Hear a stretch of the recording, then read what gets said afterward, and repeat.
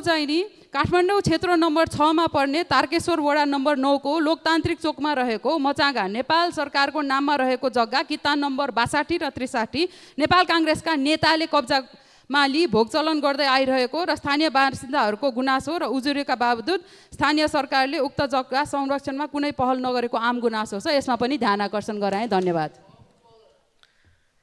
के नियम आपत्ति हो मान्यज्यू?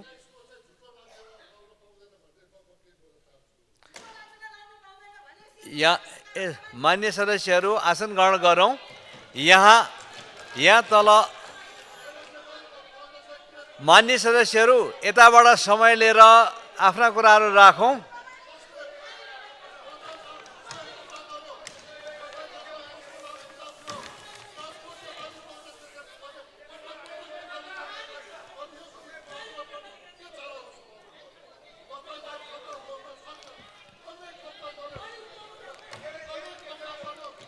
मान्य सदस्यहरू आसन ग्रहण गरौँ।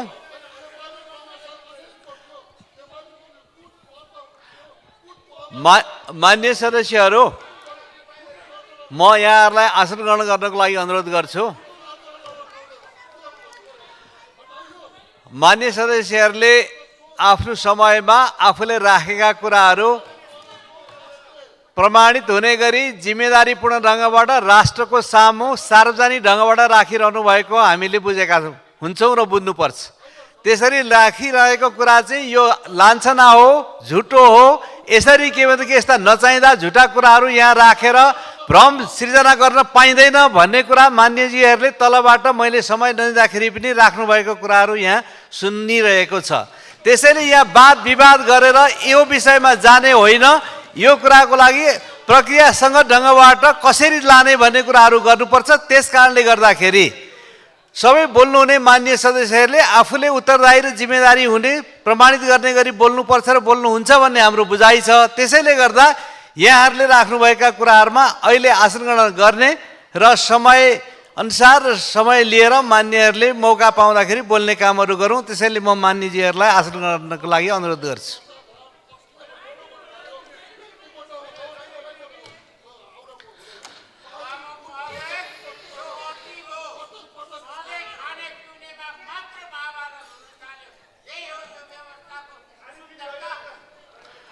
मैले मान्यजीहरूलाई बस्नको लागि अनुरोध गरेको छु। मान्यजीहरू आसन ग्रहण गरेर आफ्नो समयमा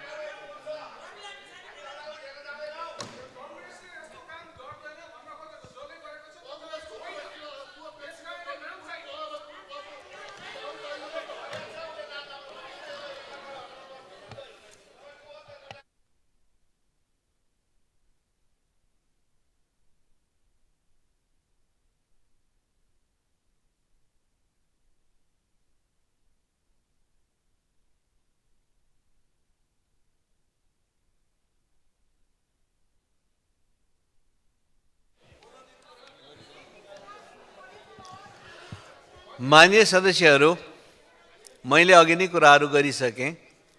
मान्य सदस्यहरूले राखेका कुराहरू सार्वजनिक ढङ्गबाट संसदको अगाडि आफ्नो समयमा राखिसकेपछि उहाँहरूले तथ्य प्रमाण र सत्यको आधारमा कुराहरू राख्नुपर्छ र राख्नुभएको छ भन्ने कुराहरू हो।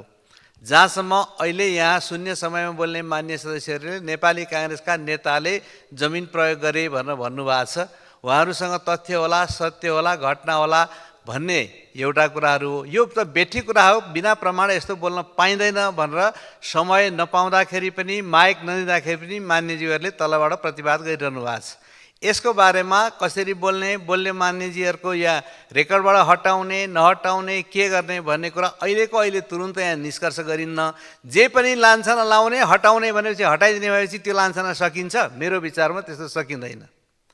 त्यसैले अनि लान्छना हो कि होइन भन्ने कुरा यहाँ एकैछिनमा बोलेर यहाँबाट जवाफ दिएर वा त्यहाँबाट पक्ष विपक्ष भएर बोलेर टुङ्गिन्छ, त्यसरी पनि टुङ्गिँदैन। त्यसले गर्दाखेरि अहिले म यहाँहरूलाई के भन्दछु भने मान्य सदस्यहरूले उठाउनु भएको कुराहरूमा तपाईँहरूले समय नपाउँदा माइक नपाउँदाखेरि पनि यसरी एउटा राजनीतिक पार्टी भनेर अमूर्त भनेर पार्टीको बदनाम गर्नु भएन।